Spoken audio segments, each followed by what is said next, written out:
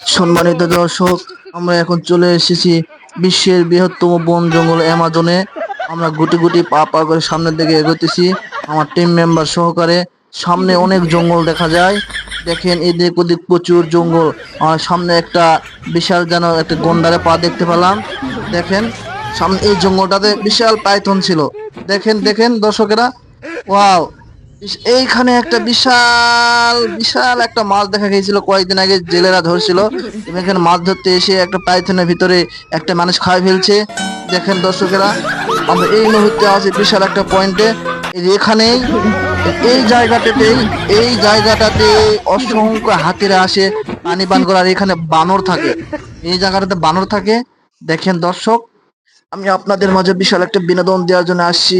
দেখেন এইখানে অসংখ্য হাতিরা পানি খায় এবং উপরে বানর থাকে। এই যে আমরা একটা হাতির পা দেখতে পেলাম, বিশাল একটা সাপ। সর্বনাশ! যদি আমরা এই মুহূর্তে তাদের সঙ্গে সাক্ষাৎ করতে পারতাম তাহলে আমাদের পরিণতিটা খুব ভয়াবহ হতে পারতো। দেখেন এখানে বিশাল বিশাল সুন্দর সুন্দর ফল ধরছে। এটা একটা অ্যামাজন জঙ্গলের একটা বিশাল সুস্বাদু ফল, দেখতে আমাদের দেশের লটকা ফলের মতো দেখা গেল। আমরা একটু সামনের দিকে গেলাম, দেখলাম বিশাল অনেক জঙ্গল। ওয়াও! এখানে একটা যেন আমাদের দেশে বড়ইয়ের মতো দেখতে বড়ই গাছ দেখা যায়, কিন্তু এটা বড়ই গাছ না দর্শক। এটা একটা সুন্দর সুন্দর লটকো ফলের চাইতে এটা একটা আলাদা ফল, এটা টিংটং ফল বলে। আমরা সামনে অনেকেই কালা কালা গাছ দেখতে পাইতেছি। ওয়াও! সামনে কে যেন কোনো ঘন জনবসতি ছিল, হয়তো কোনো আদিম যুগের লোক বসবাস করতো। ওয়াও! মারাত্মক ব্যাপার।